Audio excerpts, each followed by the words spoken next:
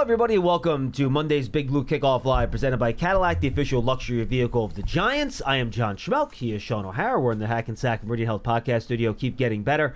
Sorry for a few minutes tardy on the start time here, but Shaun ran into some much more important people in the cafeteria than we are, so I'll jump on that. Chat. I'll jump on that grenade. That was all me. You also threw the grenade, I think, actually. I think I threw it and fell on it. So my apologies. Sometimes, you get commandeered unexpectedly, and there's a totem pole in this building. And I am not at the top of that totem pole. I'm pretty low on it as well. But I'm lower than you, Mr. Super Bowl champion. When somebody up on top of the totem pole stops and sits down with you, you can't just bail.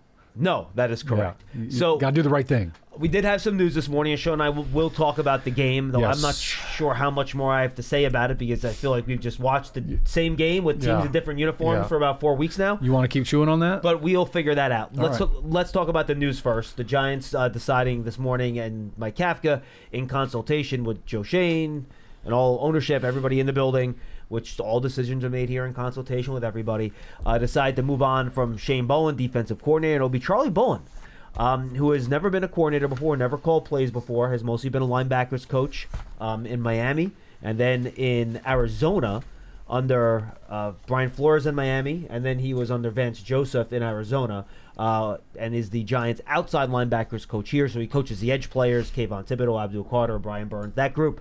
He will end up being the play caller moving forward for the final, believe it or not, only 5 games of the regular season. I can't believe we're that far along. And still no bye week, by the way. We still have another week before we get to that. But Giants deciding to make a change here, Shaun. And look, we've been through the ins and outs and the details and all that stuff. And look, I can't find an obvious thing that it's, if you just do this one thing differently, things will be right. Yeah, maybe some more creative blitzes, maybe some more stunts on passing down, stuff like that, sure. But the bottom line is that the results just were not there. I mean, you just go through the number of points that this Giants team has given up over the past few weeks, and this is the most basic analysis possible. But I think at some point, basic analysis is all you need. The Giants in their last 6 games, Shaun, have given up 33, 38, 34, 24, 27, and 34, and had leads in a lot of fourth quarters and continually let them slip away. Woof.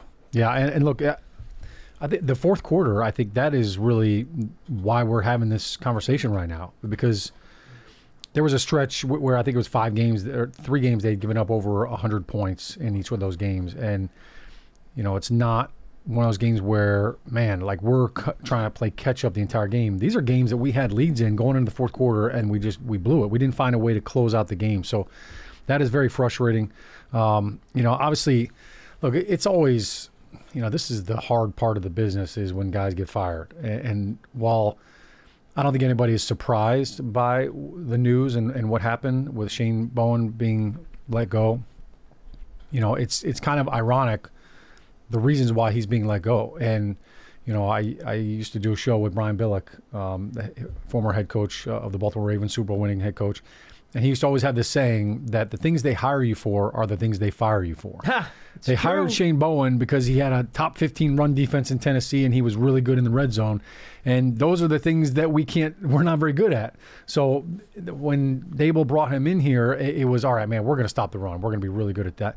We can't stop the run. And the fact that Jahmyr Gibbs rattled off a 69-yard run on the first play of overtime, that I think was the nail in the coffin. And by the way, 2 other 40-plus yard runs besides that. Yeah, 3 runs that Jahmyr Gibbs had, and one of them they had extra offensive lineman in there, but that has happened far too often. Even before the Detroit game, we've been talking about the big runs that we have allowed. And it wasn't defensively. And the thing about it, Shaun, it wasn't on the edge this time. They've been getting killed on the edge. These ones were right up the gut. Yeah, and to your point, it's not one guy. Like if it was just one situation or one player or one scheme, it's a culmination of all it. By the way, it happens against nickel defenses. It happens against the Giants' base defenses. Yeah. It happens with 5-man fronts, 4-man fronts. There's not a common thread here between these run issues. No, and to your point, like the Giants were in their base defensive personnel on that big run by Jahmyr Gibbs, not the one that he scored. It was the one that he was knocked out of bounds at like the 3-yard line.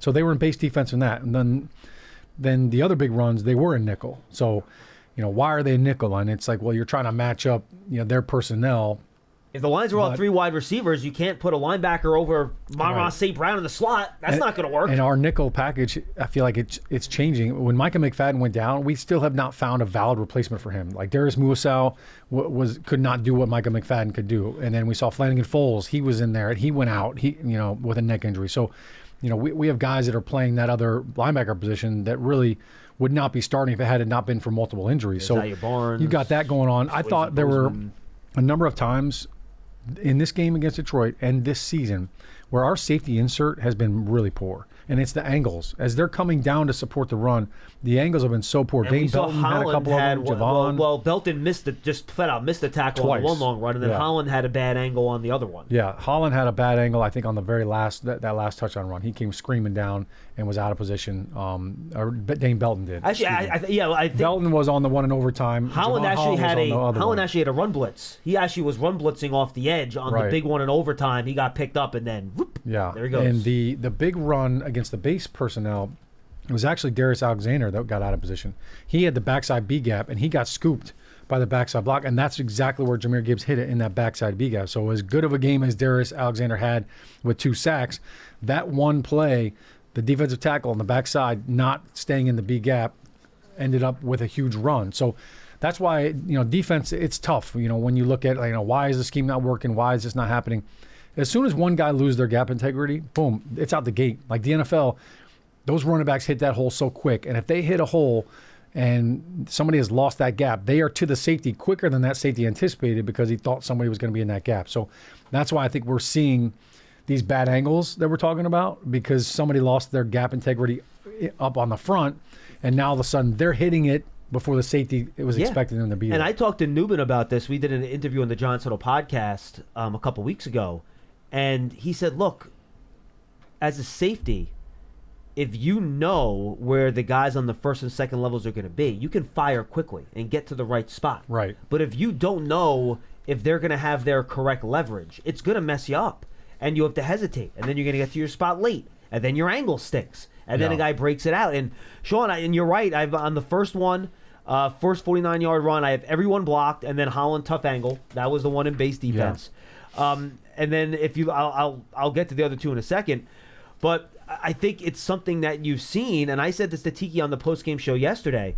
If you have an 8-yard run, it's the defensive lineman's fault. Right. If you're giving up 40 and 50-yard runs, look, is the defensive line partly responsible for that? Sure. But eventually, the guys on the second and third level, you have to keep it to a 10 or 15-yard gain here. You can't let them run for 40. Yeah, you can minimize the damage if you come up and make a stop, make a tackle. I think that play where Javon Holland was, kind of had a bad angle.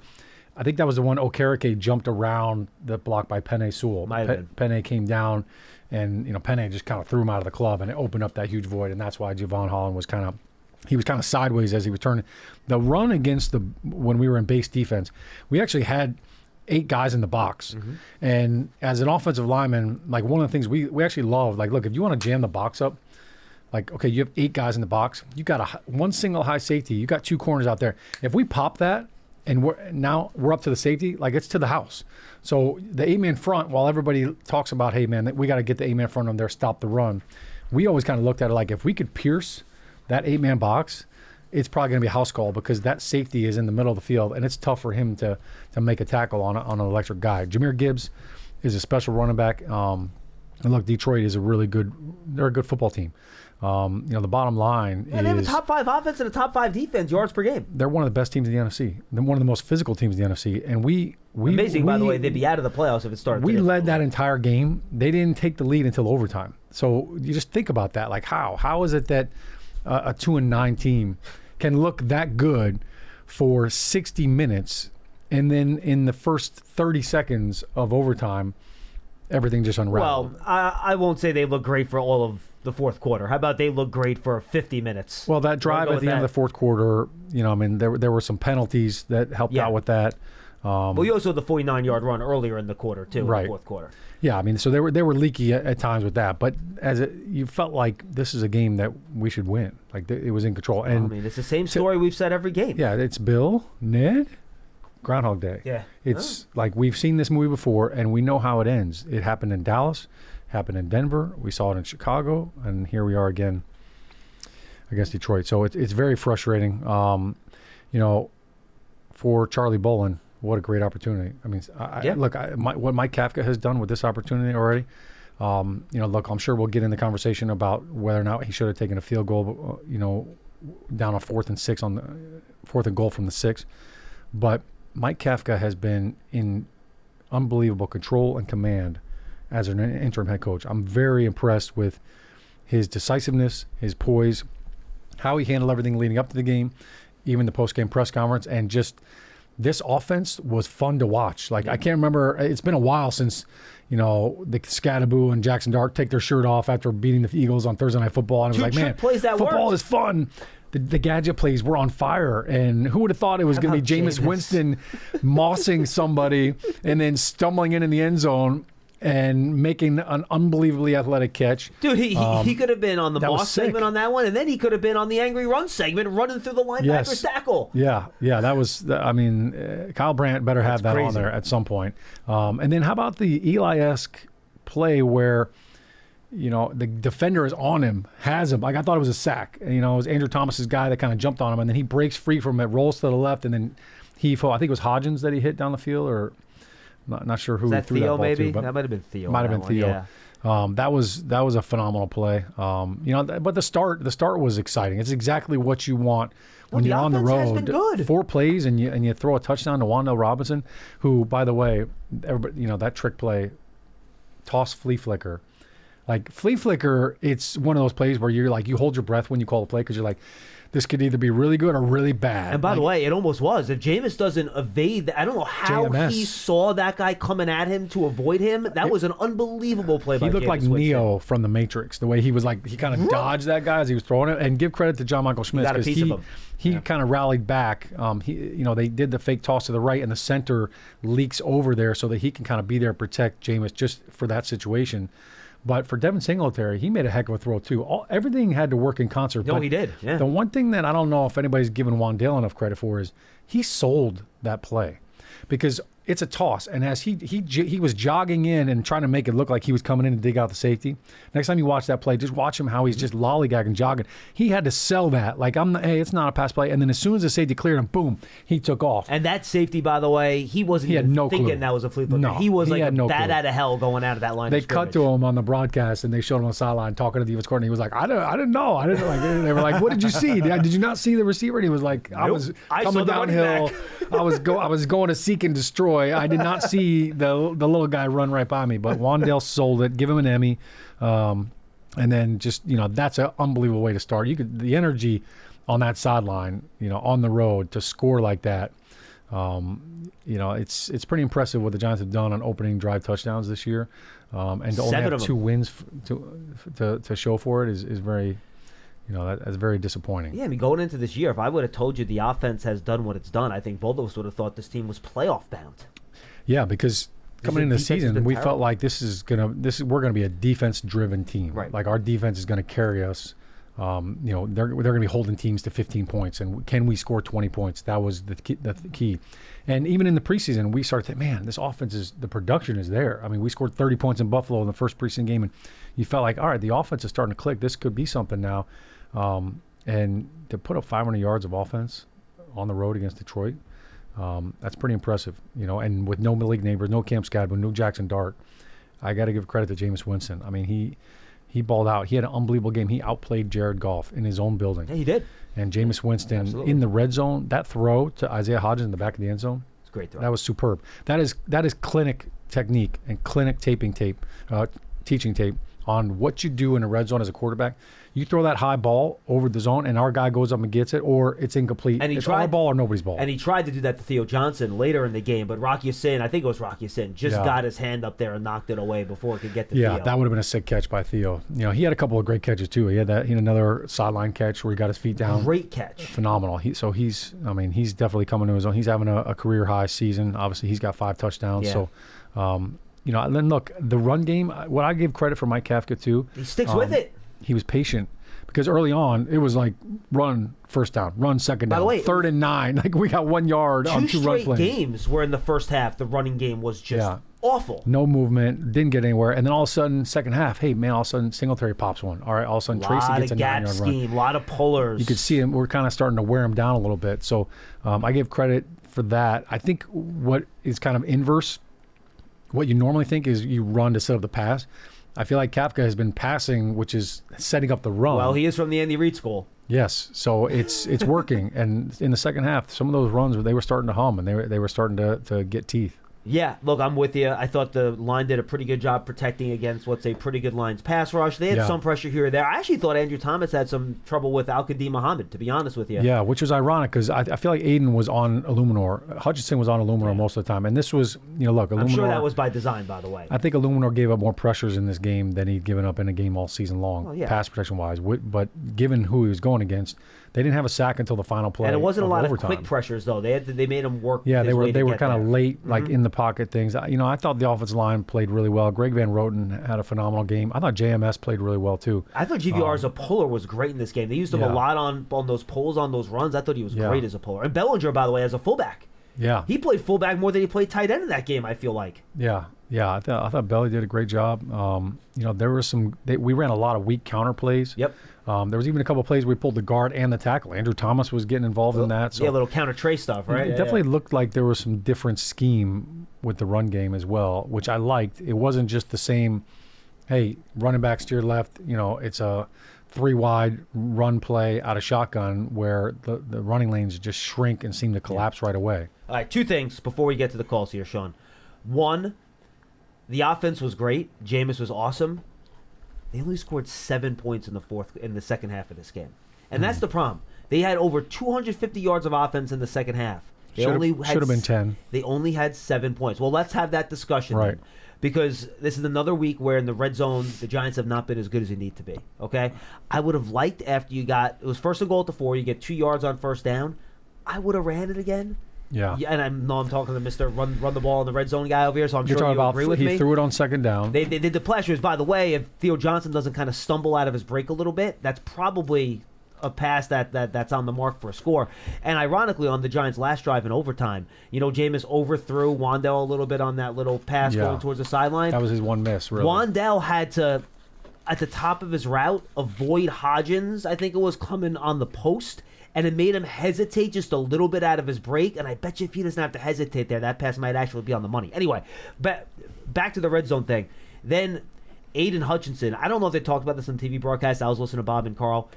That 3rd and goal at the 2 play where they try to run it. They actually run a couple of pullers on one of those plays to the left-hand side to Singletary. Yeah. Aiden Hutchinson gets off the ball so quickly on that play, Andrew Thomas can't reach block him. And he just completely blows up the play. And then you get the 4th and goal at the 6. And here's the thing.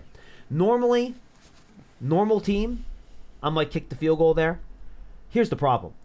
I've seen this defense give up a touchdown late when you can't give up a touchdown late to lose the game so many times this year. I was okay trying to go for the score there to finish the game. Yeah. Well, look, on a macro level, the fourth quarter production for the Giants offensively, that's been one of the reasons why they're losing these games. Because when you have a 10-point lead in the fourth quarter, and your offense goes out there, you should be able to run your 4-minute offense and never put your defense back out on the field. So by having that closing ability, like enter Sandman, the song comes on, Mariano Rivera comes storming in, and you close it out. And they have not been able to do that. So this has been an issue all season long. But to your point, you've got a 3-point lead. You lose 4 yards on that 3rd down play. It's brutal. And now it's like there are 2 schools of thought here. Okay, hey, I like the aggressiveness. Okay, let's talk about that side of it. Mike Kafka said, I'm going to be aggressive. And look, why not? You've got 2 wins. You have nothing to lose here by being aggressive and going for it. But there is a difference between being aggressive and being reckless. 4th and goal from the 2, I'm all in. Go for it. And you know what? You don't get it. Now they're on the 2-yard line or the 1-yard line. Like, I get it. And I think everybody would have been more at ease with that decision. 4th and goal on the 6 is a totally different can of worms. I agree with your reasoning. That is different, especially, what did you say?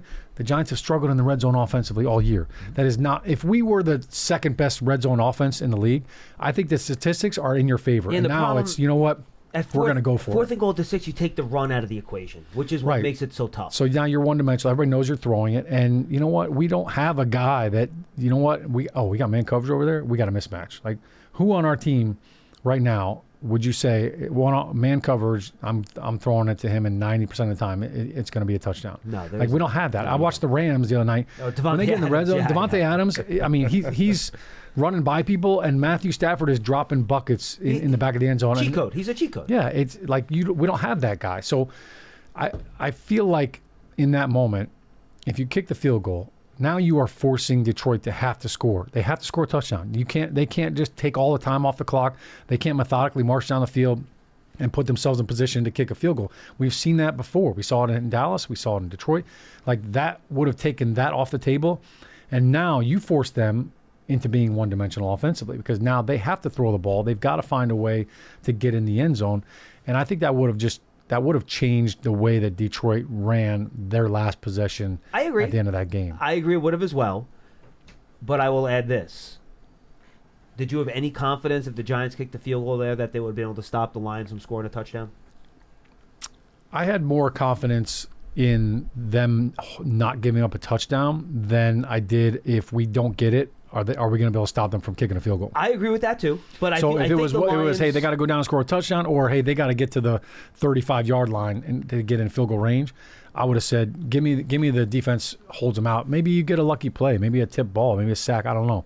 But I think the Lions changes things. The Lions would have been more aggressive, though, I think, if they knew they needed a touchdown. And it would have changed some of their play call, Correct. which, you know what, who knows what could happen. Yeah, but, no one knows. Those are all the things that you got to make, and you got to make them. You know, I think you have a mindset going into the game, because you've only got 30 seconds to make that decision. Really, probably less than that. Correct. So you go into the game like, here's what I'm going to do. If we have a chance to go for the win, I'm going for the jugular, and I'm going to do it throughout. And that my mind is made up before that decision even comes to. Well, my guess into your hand is that he's sitting there at 3rd and 2. He's all right, 4th and goal on the 2. If we don't get it here, I'm going to go for it again. Right. But then you have to compute what that -4 on 3rd down does for you. Not even 30 seconds, Sean. You have what? 10 seconds? Yeah, I think to make that decision? when they got down to the 4-yard line, right? So it was 1st and goal at the 4. I think he's already thinking, I'm just trying to score a touchdown. Yeah, they run the ball there, get 2 yards from Tracy. Now it's 2nd and goal at the 2. And at this point, you're saying, if I have to go for it on 4th down, I'm going for it. Correct. And then you lose 4 yards. So now instead of it being 4th and 2, it's 4th and 6. That, I think, is where you got to just say, you know what? I wanted to go for this, but I got to take the points. And again, normally, Sean, I would absolutely agree with you. Maybe I have been scarred by what I've seen this year, and that's why maybe it's swaying me too much. But I think I wanted to give the offense had been the best part of my team that day. Yeah. They had got you to where you were going to go. You have 500 yards of total offense in the game. I have more confidence in my offense being able to close that game out than my defense. Yeah, and I think you're looking at it like we have a chance to slam the door here. It was game over if you score there. It's game over. We score a touchdown. That's it. Like, and if that happened, even the Giants would have figured out a way to lose that one.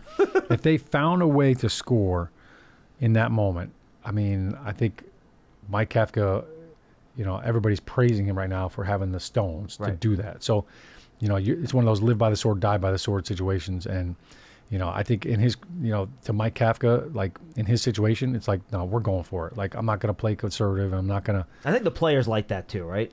I think they respected it, and I think the tough thing with that whole situation is the loss of 4 yards on 3rd down was killer. It was. That just crushed everything. And again, Aiden Hutchinson just got all, I don't know if you watched that back yet, but the way he gets off the ball on that play, watch it. He is in the backfield before the offensive line even moves. That's how quick he is back there. It felt like they didn't say Hutchinson's name the entire game until that play and the sack at the end, really. I mean, he was a non-factor. Yeah, no, you're absolutely right. And the Giants did a good job chipping him with tight ends and double teaming and running back and stuff like that. So they helped. All right, final question before we get to the call, Sean. Shane Bowen has one extra day this week with the Monday night game against the Patriots. Then he has a bye week. You mean Charlie? What did I say, Shane? Yeah. I said Shane Bowen. Charlie Bullen, pardon me. Charlie Bullen has one extra day this week and the bye week next week. He has some time to put his own little twist on the defense. You're not going to have a completely new scheme. You're not going to have a completely new approach. You cannot do this at this point of the year. what are 1 or 2 or 3 small tweaks or twists you would like for him to put into the scheme that you think could help this defense just be a little bit better down the stretch? Yeah, good question. Look, I don't think he's going to reinvent the wheel, because the last thing you want to do is start putting in all these different schemes or packages where guys aren't used to the run fits, and now you're giving up a big run. One of the things that I feel like has showed up time and time again this season is we are stunting the defensive line a lot, and on that run in overtime, that Jahmyr Gibbs touchdown run, we slanted the entire D-line away from the tight end. They were stunting weak. So everybody was like, where's Dexter Lawrence? Why isn't Dexter Lawrence out there? That wouldn't have mattered. Because guess what? Davidson was in there for Dexter Lawrence. And you know what he did? He was lined up over the center. He slanted to the left. And by the way, run went to the right. And the reason they slanted left, because I believe they had Holland run blitzing away from the slant. So he was filling away from where the guys were slanting. Yeah, he was coming down, Correct. But they kind of got caught. Like, because he didn't really blitz. I could show it to you right And I feel like that slant, those situations, you're giving up an opportunity for a big run. If you slant the entire defensive line away from where you're running it, now all of a sudden you're asking a safety to come down. He has to defend more space because the defensive line now has slanted. So I think that may be something that we see a little bit different. I think, just kind of looking at on third down, I thought we would be a lot more creative with some of the packages. We talked about it in preseason, and hey, we got Abdul Carter, we got Burns. Thibodeau's been out obviously, so that changes things. Yeah, the problem is I see you got Like, Holland Holland blitzes, didn't and really- the wide receiver picks him right up. Yeah, and see how Okereke jumps around Sewell, but Dane Belton should be kind of coming down. It opened up right down the middle. You're right. So I didn't realize you're right. The whole line is slanting. Whole right? line slanted. Yeah. So if Dexter Lawrence is in there, he's slanting away from the run. Like, we slanted kind of right into our hands. Does And Phillips have to be a little bit quicker? Absolutely, to he's fill got to that be more gap? aggressive. Yeah. You got to go attack that guy, and you got to shrink those running lanes.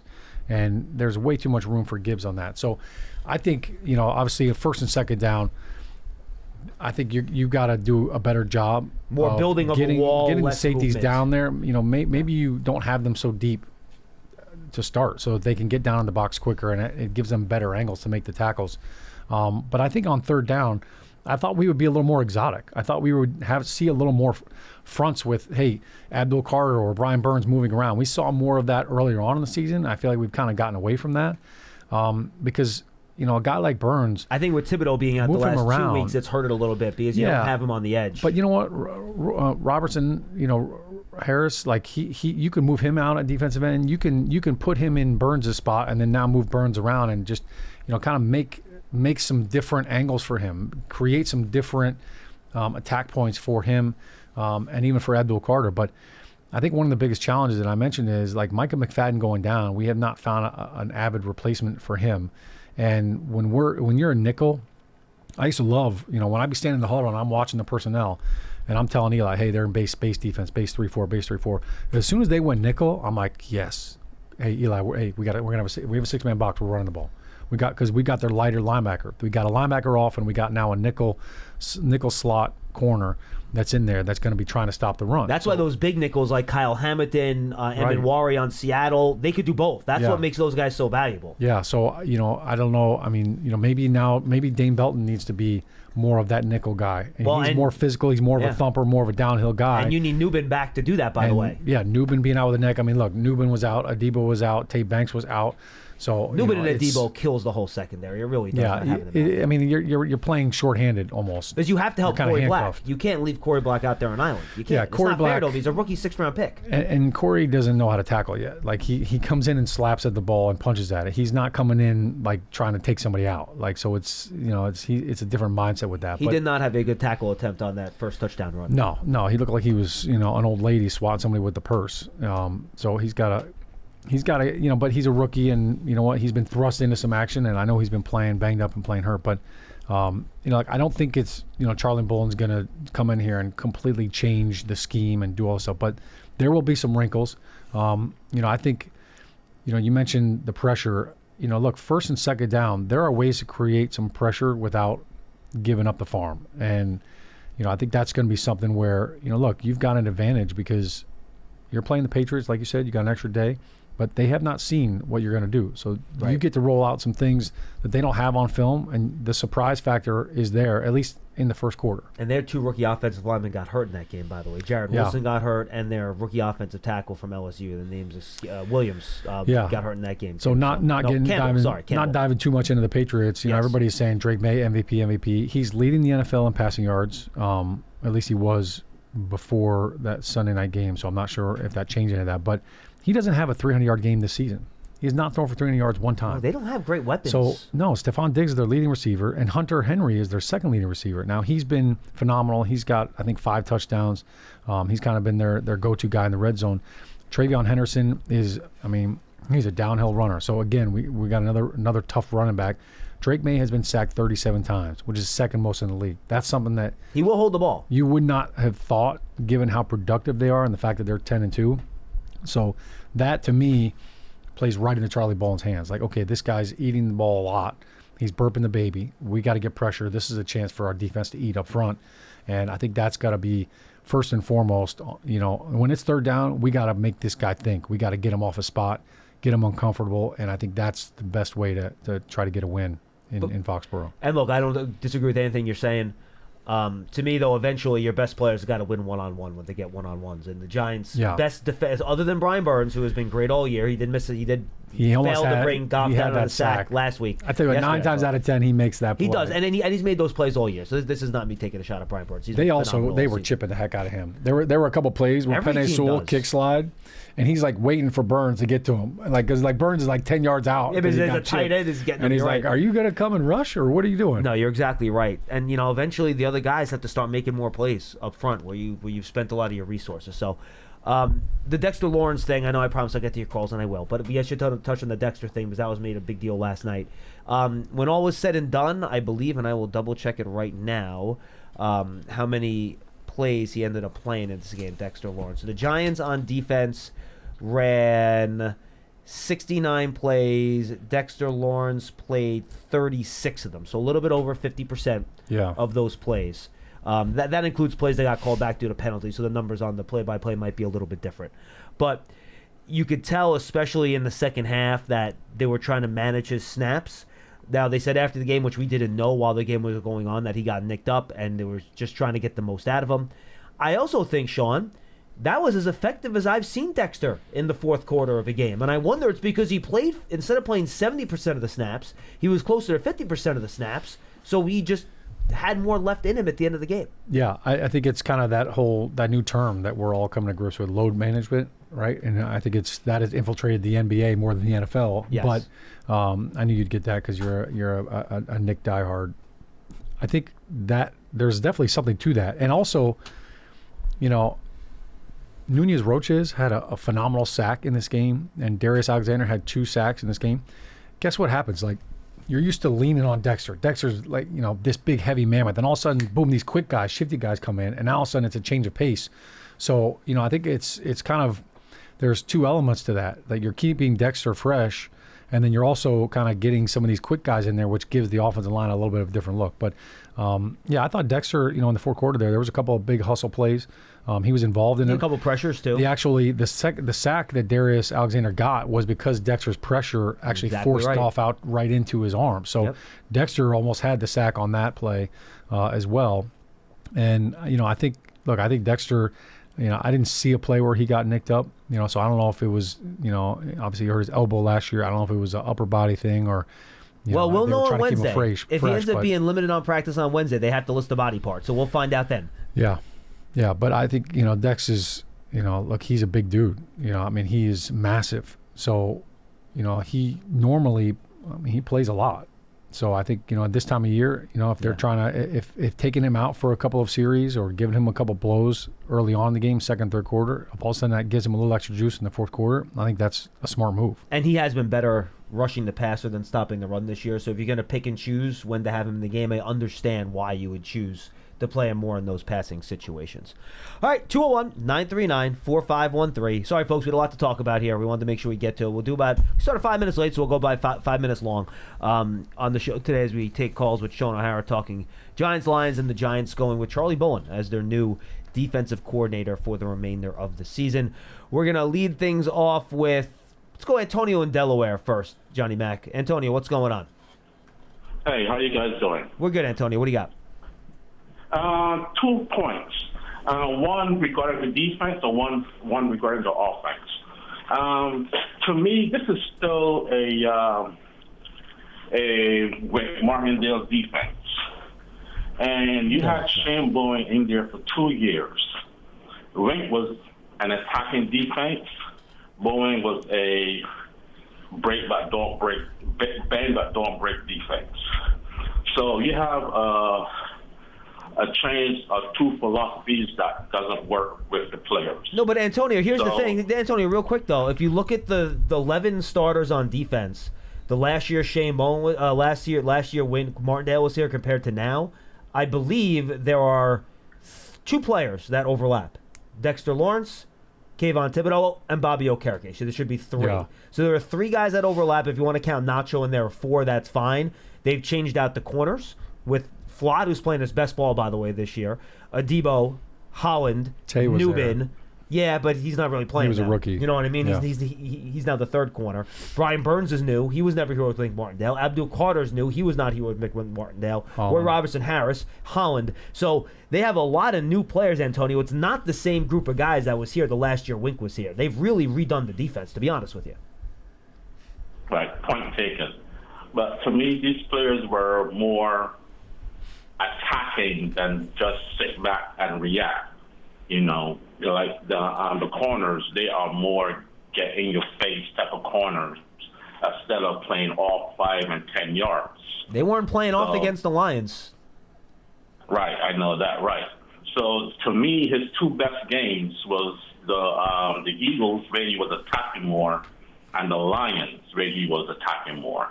But the other games, he kind of just sat back and let the offense dictate to them, and I think that was where the problem lied, with more him not attacking more. Yeah, the way this defense was built, Antonio, was to get home with 4 guys so you can protect your secondary a little bit. That's how the defense was designed in terms of personnel and the way Bowen, frankly, worked his defense in Tennessee.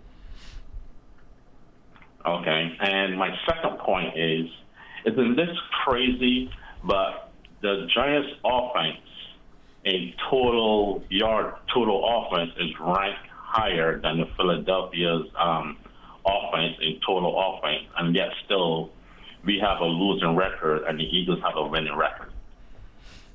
All right, Antonio, appreciate the call. But look, I mean, Philadelphia offense stinks. I mean, I don't want to be too direct about it. I mean, the Eagles right now, I'm looking at where we beat them. I don't know where they are, but like the thing I would look at first with comparison to the Eagles is when they get in the red zone, like they punch it in. They're the only team that's perfect in goal-to-go situations this year. Right, so there you go. That's the difference. They're not kicking field goals. They are 24th in the league at 303 yards per game. If you're in fantasy football, all right, you're not taking Jake Elliott as your kicker because you know that they're not kicking. They're going for it. They've got the tush-push thing going on, and basically once they get down to the 4-yard line, they're running it in. Like they're finding a way. So that is why you look at the stats, and the stats you're referring to are yards. Yep. I think it's great. I think it's great that the Giants' offense is this explosive and is that high up offensively, because I don't think anybody thought that would be the case coming into the season. But right now they're ranked 11th. Our red zone offense is ranked what? Red zone offense is 29th. Right. So 47%. So we're the 4th worst red zone offense in the league. So that right there is the direct correlation to the wins and loss record and why it's 2-10. Yeah, and if you look at points, if we're 11th in yards, we are 3, 4, 5, 6, 7, 8, 9, 10. This is great radio. 11, 12, 13, 14, 15, 16, 17, 18, 19, 20. I think 21st on my quick little look here at 22 points per game. So it shows the difference. You're not scoring the touchdowns when you need them. Yeah, it's red zone. And, look, also, you go down there and, you go for it on 4th down and you don't get it. So now you come away with 0 points. So it's not even, hey, we had to settle for the field goal. We walked away with 0 points. That really hurts you. Goal to go, by the way, 31st. The Giants have scored touchdowns, Sean. What percentage of the Giants' goal to go situation do you think they've scored touchdowns on? 20%. Oh, God, no, it's not that bad. No. 55%. 55%. It's 55%, which is the Well, worst. you're saying score. You're saying touchdowns, or you're saying touchdowns or field goals? Touchdown, just touchdowns. Okay. So the Giants are at 55%. The only team worse, oh my gosh, are the Saints, who have the worst goal-to-go percentage I've ever seen in my life at 31%. Wow. Touchdown rate, which is just brutal. And by the way, the Texans are next to last at third to last, 30%. The Jets are 63%. And then the Chiefs and the Cowboys are at 64%. Who are the top three in that category? Well, obviously the Eagles are one. The only team that's left that's 100%. The Colts, who are 95%, and the Packers that are 94%. Three powerful running backs and running games. With those three teams. So yeah, you got to run it in the red zone when you get down there. You got to find a way. Yeah, look, I think, and look, to Antonio's point, I think you might see some more pressure. Again, Charlie Bolin, I made the point earlier, he came from working under Flores in Miami. And then he worked under Vance Joseph in Arizona. Two guys that do bring pressure. So we'll see if they do a little bit more. But again, I worry about that secondary, Sean, with all those injuries holding up if you do bring a lot of pressure. So we'll have to wait and see how they handle that. Scott, New Mexico. What's up, Scott? That's line 2, Johnny Mac. Scott, what's up? Hi, guys. It was a great analysis by both of you. I happen to agree with you, Sean, in regards to that specific play, in regard to this, when the score was 27-24, and they should have gone for the field goal. Analytics say that you could have done either.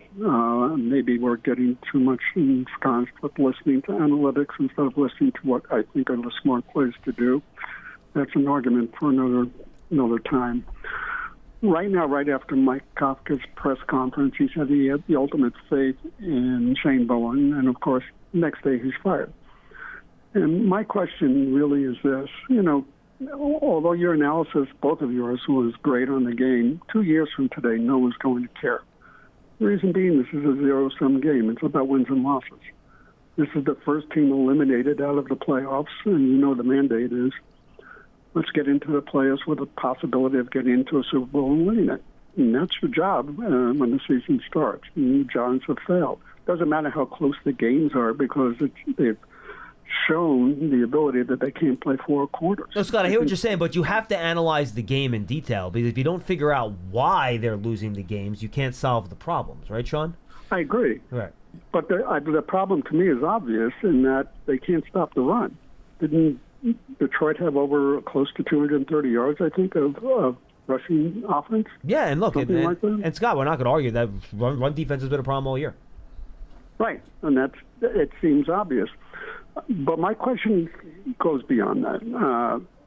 When you're looking for a new head coach, and I happen to like Mike Kafka, what are the elements that you're going to look for? Where are you going to find the Sean Paytons or the Sean McVays or the Sean McDermott? Well, maybe we just need to have somebody named Sean as the coach, so Sean, maybe you should apply for the job. Easy fix. But the real key is, are we going to get the head coach we need to really redevelop that defense and still have the ability to deal with the Jackson Dart? Because obviously you want to have a coach that can work with somebody like that as he evolves in the NFL. So I'm going to take this off the air, but what are the characteristics you really look for in a head coach that might stymie some of the things that went on this season and have gone on for the last 2 or 3 years? And what would you be looking for, both of you, because you're both great analytical people and know a little bit more about the football scenarios that exist in the NFL? What are the keys you're looking for in an NFL coach for next year? Thanks, Scott. And I'll take the question off the air. Yeah, thanks, Scott. We appreciate you calling in and chiming in. I think anytime you're looking at a head coach, he has to be a coach that makes his team accountable. And I think that's first and foremost.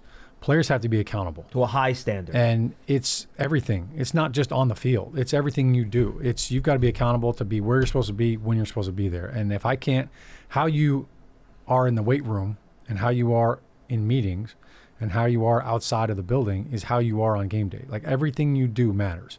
So I think that's paramount whenever you're looking at a head coach, because the reality is, as a head coach, you don't have a position group. Like you're not working as much with the X's and O's as an offensive coordinator is or a defensive coordinator is. So you're kind of you have to kind of set the tempo, set the, you're like the disciplinarian, and you kind of set the mood and set the accountability factor for everybody. And coaches, I think, have to be accountable too. And I think every good head coach will come up and say, look, I made some mistakes. There's some things that I got to do better.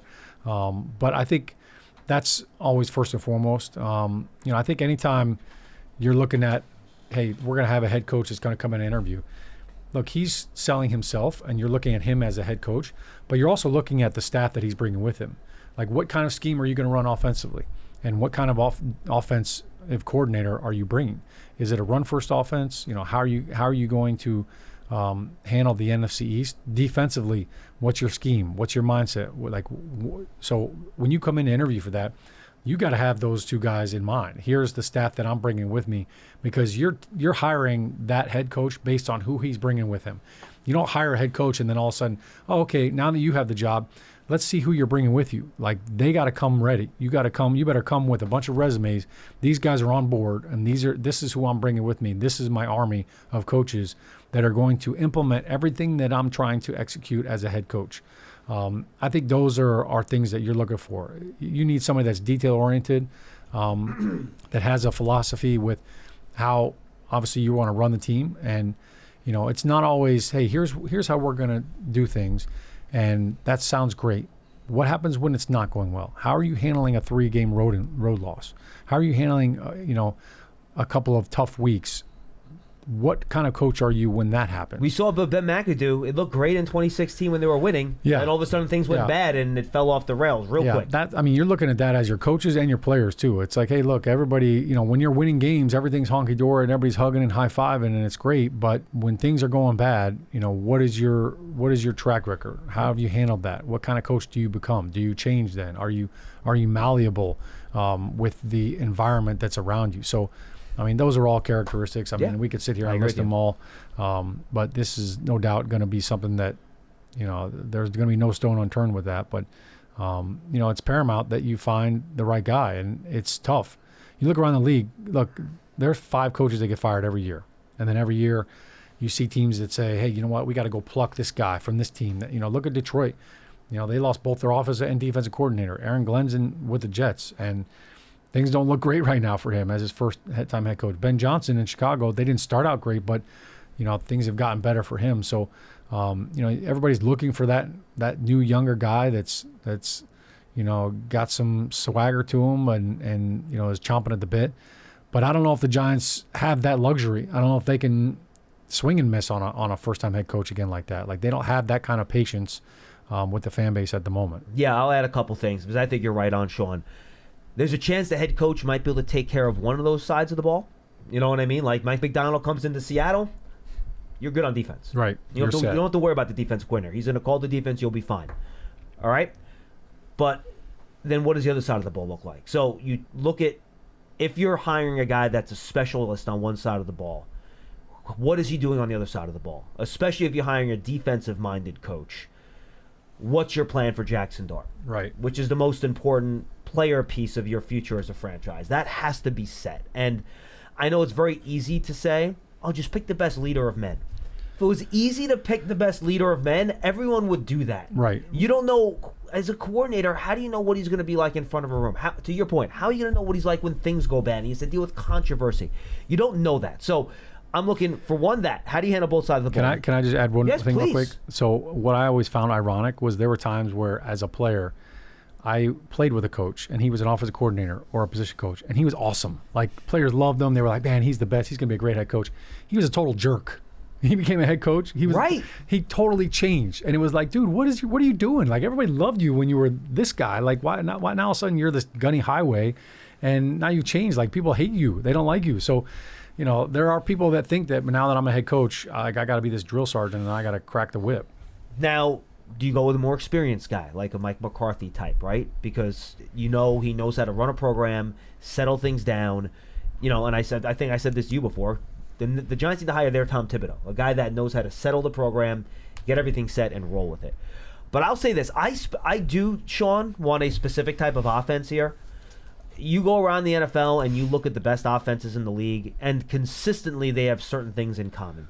They're able to use their personnel to manipulate defenses, whether it's using multiple tight ends to get base defense on the field, then you pass out of that, or using small personnel to get, defensive backs on the field, then you run into it. And they have an offense that has their pass game working off of their run game.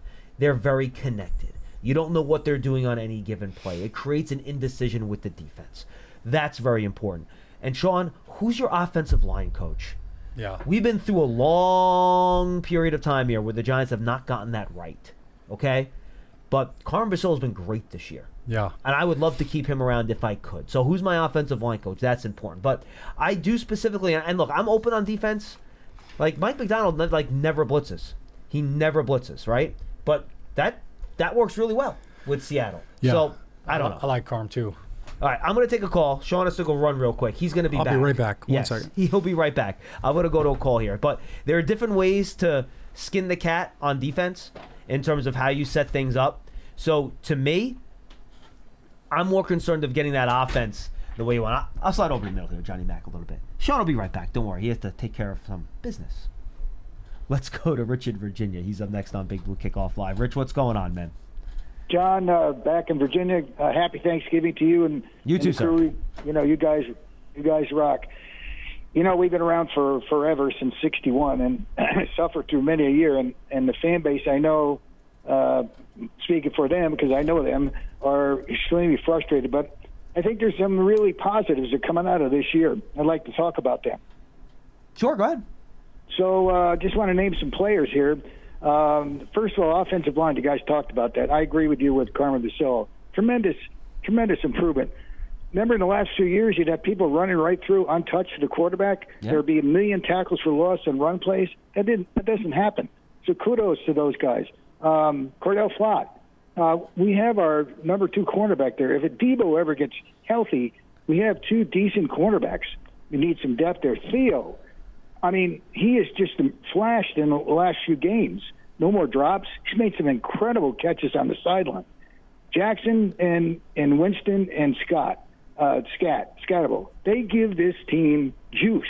They're leaders, and any organization needs people in those personalities. I completely misevaluated Jameis.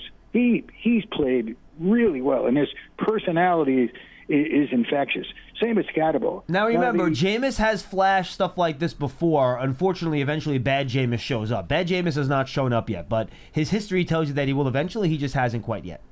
Well, but he's a backup here, John. No, that's true. No, absolutely, 100%. Yes, no, you're right about that. As a backup, he's phenomenal. I agree with you. And perfect, because we need a backup. And the thing about him, contractually, his contract's only $8 million for 2 years. That is a steal. So, and then we got Wandell, who I really hope we re-sign. So, and on the defense, they don't have a person like that with juice. They need that. And you guys have already discussed it, but we all are just so frustrated with this run defense. They really, really miss McFadden. And you guys have already said the back 7 that they put out there yesterday, they can't tackle. They just cannot tackle. And you look who's out there. You got somebody named Bozeman out there as a linebacker. My gosh, he's doing the best he can, but they're just so depleted because of injuries. But that's where Joe Shane really, and I know he's tried. They need more depth. They definitely need another slot corner, another corner, and I think if with the ifs of history, if those 5 fourth quarter leads, if we didn't give up those leads, they'd be 7-5. No, look, so I'm thinking that even though it's so frustrating, it's so frustrating. But I think for next year, barring injuries, we got free agency and the draft. I think that, and the schedule can't be any harder than this year. I'm thinking Needle is pointing up. Richie, appreciate the call, man. How you doing, Shaun? Great. Lo siento, mi amigo. Okay, perfect. I think for now on, I'm gonna have to treat you like I do my 8-year-old. Before she puts on the snowsuit to go outside. Too much coffee. Well, I got jammed up as we started the show off. The totem pole came back to bite me. I like the positivity from Rich, though. Yeah, look, there are, and that's the frustrating thing, Shaun. I want to make sure we get to these last calls. I don't want to go too late because we all have to go do our things. But that's why this season is so annoying. The last couple of years, there's been games where they're all before they started. They had no shot, but they've been in all these games. They've been competitive. You've seen what could be if they could just close out some of these games, but it sucks. It's no good. The fact that we have been winning, we've been up big on some of these games. We were up 19 points, I think, right, in Denver. Those are games that you just you're befuddled at the fact that you could fumble that away. So it's they're excruciating losses because, like you said, if you get blown out by 20 points, you're like, all right, you know what? We're not at that level. We're not even in that same ballpark as that team. We're right there, and it's frustrating. Giants are now 1-5 in one-score games, so that kind of sums up. Yeah, and we beat the Chargers.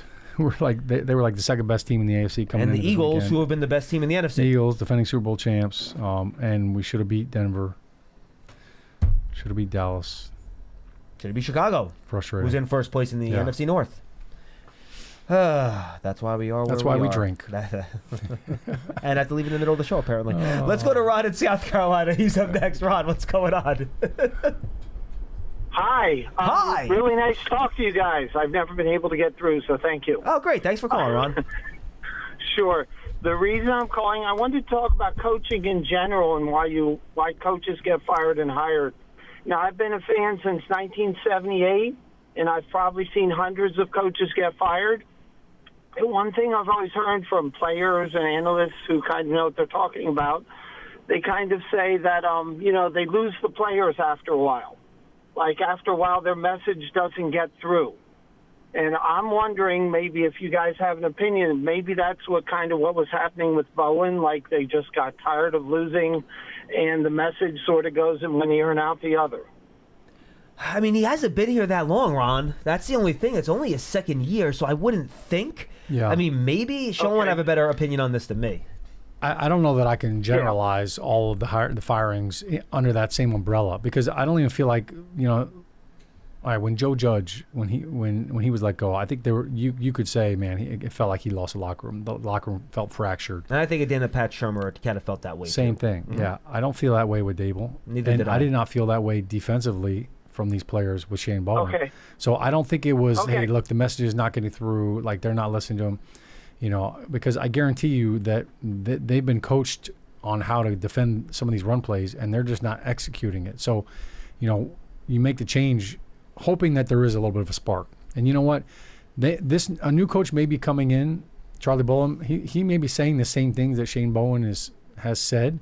Maybe it's packaged differently or presented differently, and so maybe it's heard differently. But I don't think it's anything different than what Shane Bowen is saying. But, sometimes, something like that happens, and you know what? It wakes people up. Hey, you know what? This is a business, and you know what? When somebody gets fired, all of a sudden now, everybody kind of, you've got their attention, and so maybe now they're a little more receptive to certain things. That's why you end up making a change. As a player, I hated it. I didn't like coaches getting fired because, I felt like it wasn't their fault. It was us. We let them down as players, and now he's falling on the sword and he's getting the axe, and it's not his fault. And there is a part of you that feels like, man, you know what? I got to go out and I got to ball out for him in his honor because we let him down. So, yeah, I feel like you see it every year in the NFL. A coach gets fired, the interim coach, the next game, they win. And it's like, hey, there's nothing, what was new? What was magical? Well, you know what? We stopped serving cheeseburgers and now we went hot dogs. I mean, what are we talking about here? It's like, if you're a golfer and you've got a case of the shanks, or you have the hiccups, everybody's got a cure for it. Stand on one foot and pull both your ears. That's how you get rid of hiccups. Yeah, who knows? That part of it, I just think at some point, there's change for the sake of making change. And sometimes it has a great effect, but the one thing that I feel like a lot of teams and owners, they're like, I can't do nothing. So I have to do something, and this is the something. And that's the only thing you can do in the middle of the year. You can't change all your players. Yeah, I mean, once the trade deadline happened, you could trade players. We've seen teams do that. Just kind of, hey, you know what? Just start shipping guys out, and that sends a message too. But, in the end, things like this are inevitable when you're 2-10. Okay, I understand. And Sean, if I could, I want to thank you for one thing. My nephew was at the stadium one day, and you took a picture with him, and it was the thrill of his life. So thank you for doing that. Oh, thank you, Ron. Thanks for sharing that, man. Awesome. Happy to do it, and it was an honor. You must have caught him on the right day, because usually he just stiff arms past all the kids as they try to take pictures with him. I love mushing Trucks kids. them, knocks them Not over. now, damn it. Everybody on the bus, good, great, grand. No yelling on the bus. Let's wrap things up with our buddy Len in Columbia, Maryland. Len, what's going on? Did he drop off, Johnny Mac? Yeah. Okay, so We lost Lenny. do we got Len? Len, you there, pal? Yeah, I'm here. Yeah, go ahead. What do you got, There man? he Yeah. is. Hey, I got a note to myself that says, stay positive. I'll start out with Happy Thanksgiving. Now, Len, I think my like question it, for you, has that note been in front of you for like 7 straight weeks? Is it the same note? Do you rewrite the note every week? How does that work? Yeah, is it a cocktail napkin? Like, what Yeah, do we call it? I got a little history, Is it but like we don't need to tag go and over it big now. Sharpie? Good Did you question, is it taped Good together? Hey, a couple of quick hits before I get to a main point. The tying field goal, 2 things. If the kick had been from 45 yards, you probably would have missed it. He had that late curve on it, right? Yeah. I know. Oh, boy. Okay. And secondly, Dexter had a great rush on that.